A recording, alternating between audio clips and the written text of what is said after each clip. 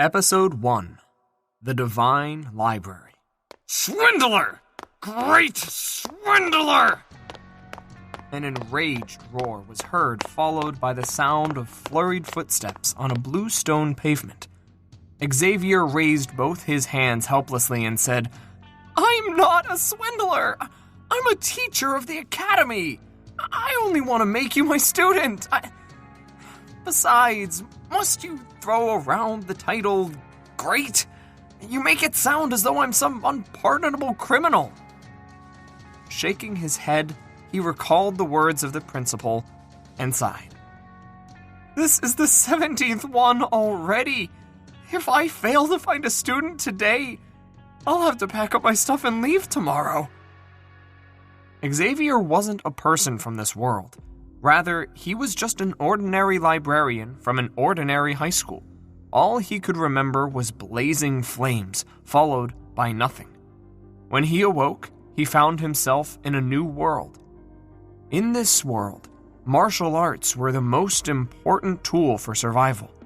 The stronger the person was in these arts, the more supreme they were. At first, Xavier thought that since he had traversed into another world, he would become a useless talent who suffered countless rejections from others. However, it didn't take him long to realize that he wasn't a student. Rather, he was a teacher. But it also didn't take him long to discover that he was the most pathetic teacher in the entire academy. The lectures conducted by other teachers were always overflowing with people, to the point that many students found themselves without seats. In his classes, however, he never had a single student. Eventually, they ended up labeling him as a swindler. Putting aside the fact that the man whose body he had taken over in this world was the weakest teacher on the campus, he was inept in picking out talents. He did teach one student, but it was a total failure. He had caused the student's cultivation to go berserk. Cultivation in this world was the magical power that each martial artist had. Having a student's cultivation go crazy the way it did under his instruction was like having a dead patient under a doctor's record. His reputation was sullied, and he became a despised figure in the academy. Even the freshmen chose to stay away from him, fearful that they would land in the same situation if they were to fall into his clutches. A bad track record and a lack of students caused him to be ranked last in the academy's teacher qualification examination last year. He even received the very first 0 score in the entire history of the academy. Depressed, the previous host of the body had drowned his sorrows with alcohol. In the end, just as he wished, he died. This provided an opportunity for Xavier to leap into this world. At the start of the new term, the academy issued an ultimatum to him. If he was unable to admit a single student to his lesson at the start of the semester, his qualifications as a teacher would be revoked. There were 17 new students who passed by his classroom today, but as soon as they heard his name, they all ran as fast as they could. "I have to find a way to coax at least one of them into my lessons," Xavier thought. Just as he was scheming how to rope someone into his lesson, he saw a lady with a slightly dazed expression standing at the entrance. "May I know if this is August Jenkins' classroom?" She had a cute, refined appearance, and her sweet voice felt like honey to one's ears. August Jenkins was the academy's star teacher. His lessons were always packed, and he was the reason why innumerable people chose to attend this academy. Seeing someone walking straight into his trap, Xavier's eyes lit up. "I'll take her!" All kinds of acting cool techniques he learned in his previous life flashed in his mind. He chose to sit quietly in his chair, bringing out the disposition reminiscent of a composed and enlightened expert. "You wish to become his student?" The young lady nodded her head as admiration gleamed in her pitch-black pupils. "I've heard that August Jenkins is the most incredible teacher in Englewood Academy. All the students he's taught have achieved extraordinary accomplishments. Joining his class in itself could be considered an honor." Rumors may not necessarily reflect the truth. Teachers are just like shoes. What is important is whether they fit or not. No matter how well he lectures, if the theories he proposed aren't compatible with the techniques you practice, not only will you find it hard to advance into higher realms, but your cultivation might also regress. Even if a teacher isn't well known, as long as his theories complement your skills, you can still improve swiftly, and your cultivation will rise exponentially. Is that so? I've also heard my elder brother speaking similar words before. The young lady pondered as uncertainty flashed across her eyes. However, I don't know what kind of lessons would suit me. Seeing that she was on the verge of taking the bait, Xavier's eyes lit up. He scanned his mind for wise quotes from great sages like Karl Marx and Friedrich Engels, and he slowly sieved through his next words. Feigning a look of difficulty, he said, "Our meeting can be considered as the planning of fate as well. How about this? Since I'm also a teacher of this academy, I'll help you take a look at your bones, talent, and personality and recommend a suitable teacher to you." Teacher? I'll be troubling you then. She didn't expect a teacher she met by chance would be so accommodating. "Display your cultivation first." Xavier's eyes were half open, and his slightly lazy and casual posture seemed to say that this matter was merely a walk in the park for him. A gust of wind whistled through the room from the shockwave generated by the might of the young woman's punch. Waves of spiritual energy gathered and shrouded her body. Judging from how her spiritual energy didn't dissipate immediately, and by her powerful but inconspicuous aura, she clearly possessed a solid foundation in her cultivation. "All right. I can tell that you've been training diligently. Your foundation is solid, and your talent is top-notch. You are a hard-to-come-by genius." After she finished her punching routine, Xavier immediately nodded in satisfaction. He was imitating the fortune-tellers from the world he came from, using slippery words that had a wide range of interpretations. He did this so that those listening would struggle to find a flaw in his words. Instead, they would be astonished by how accurate his evaluation was. "What stands out is the strength of your legs. They possess immense might, like a coiling dragon. Every single movement felt like the raging current of a river, overwhelming with strength. As long as you train hard, your future will be bright." She looked doubtful. Teacher, my legs are injured. The physicians that have diagnosed me said that I'm practically crippled. Xavier's face flushed. Injured? However, as he was thick-skinned, it was impossible for her to pick up on his anxiety.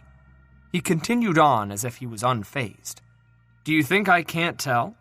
I knew it from the moment you exerted your strength. The reason I said that is because only through destruction will there be rebirth. Your legs might be injured, but this has presented you with an opportunity. As long as you grasp it, your legs will become your greatest strength." The most important matter at hand was to coax her in. If nonsense could do the trick, he would prattle nonsense all day long. "Opportunity? Teacher, what kind of opportunity do you mean?" Hearing those words, her eyes lit up. Ever since her legs were injured, she had always felt inferior to others, resulting in her low self-esteem.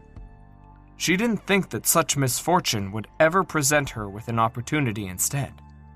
If you grasp this opportunity tightly, you will soar to the top in a single go. It won't be too difficult for you to reign supreme among the freshmen. After all, your talents are extraordinary, and a genius of your caliber has yet to appear in history. However, Xavier went on and on. Upon hearing that she was a genius capable of rising to the top of the freshmen, the girl blushed. "However, what?" Xavier sighed. However, it was a sigh lamenting that a talent was about to be buried in the dirt. The teachers who are able to notice and bring out the talent within you don't number many in this academy. Including me, there are only 3 who are capable of such a feat. The other 2 already stopped accepting students 3 years ago. It'll be difficult for you to acknowledge them as your teacher, even if I were to speak up for you. Stopped accepting students? Although her hopes had been raised by Xavier's compliments, upon hearing those words, her heart sank. She then had a thought. They aren't accepting students, but, teacher, are you accepting any? Of course I am. Just that, as you could tell, I am indifferent to fame and fortune, and I don't have much time to spare either. A look of difficulty flashed across Xavier's face. If one isn't a superior jade, I won't take them in, even if our paths cross. Before he could finish his words, she had already kneeled onto the floor. I know that teacher is a powerful expert, but please accept me as your student. I'll train diligently so as to not embarrass you. A surge of joy gushed through Xavier's heart, but on the surface, he maintained a conflicted expression. Fate has brought us together, but as you can see, I prefer to pass my time quietly. As your student, I promise to never interrupt you, unless it's an emergency. Seeing that he was still reluctant, she nodded vigorously with an earnest look on her face. Xavier sighed and responded. I don't have many students, and the resources I have cannot be compared to other teachers. Also, you might be criticized by others. Is that so? I have heard that training resources are important. The resources a teacher could claim from the academy were directly related to the quantity and results of his students, among numerous other factors. These resources were of extreme importance, and without them, it would be difficult to increase and level up one's cultivation. I actually only said that to test you. Since you're determined and sincere, I'll grudgingly accept you. Noticing her hesitation, Xavier enthusiastically said, Let's affirm our relationship then. Huh? She didn't expect the teacher before her to change his attitude as quickly as he did. Taken aback, she grabbed the token Xavier passed to her. This token would represent her identity as Xavier's student if she were to verify it. Just as she was considering whether she would affirm the relationship, she felt the reserved teacher pull her hand over to him and cut a small wound with a sharp dagger. A drop of her blood fell on the jade token. A light flashed.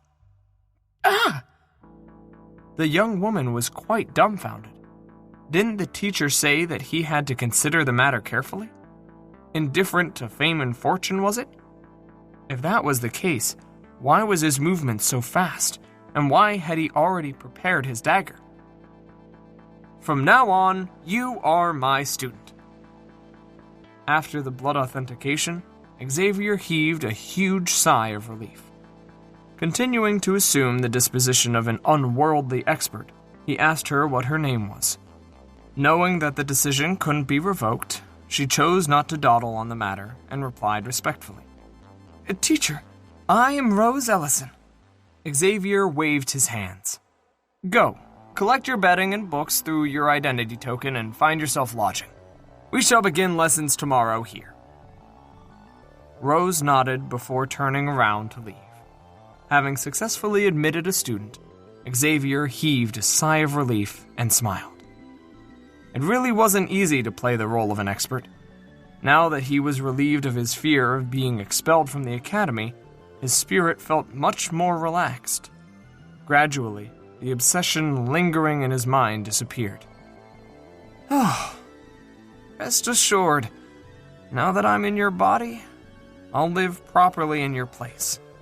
The previous Xavier died because of his inability to bring in new students.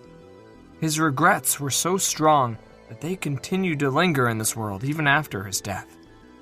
This new student had fulfilled his last regret, and thus his lingering will fade. Xavier had finally gained complete control over this body. After settling this matter, Xavier intended to continue coaxing a few more students in. However, he suddenly felt a tremor and heard the sound of harps playing in his head. The callous heavens regard all beings as nothing more than straw dogs. The sun sets and the moon wanes. The heavens are imperfect. These lines played in the back of his mind before he suddenly heard another loud noise. He felt faint-hearted. Then, in his mind, a massive palace appeared. Above the entrance, 3 words glowed brightly on a plaque. The Divine Library. Xavier pushed open the door and walked in. Innumerable bookshelves stood tall and mighty across the vast space, and countless books of all kinds filled the empty spaces between. The area was so immense that he couldn't even see the other end. Could this be the gift pack for Transcenders? A library? Damn it. I had been a librarian in my previous life. Am I to continue with this occupation in this life as well? The gift packs that others received had been some useful texts, systems, or some overpowered tool. And my gift pack is a library? Xavier's vision turned dark. A library? What purpose does it serve? Will I be throwing books in fights when the others are throwing swords around? Forget it. I should take a look at the books first. Helpless, Xavier reached out to grab a book from one of the bookshelves. However, his hand simply passed through the bookshelf, causing him to grab empty air. Are you joking? Giving me a library yet preventing me from grabbing and reading any of the books? What exactly is this? Xavier was speechless. An urge to cry overwhelmed him, but tears refused to spill out.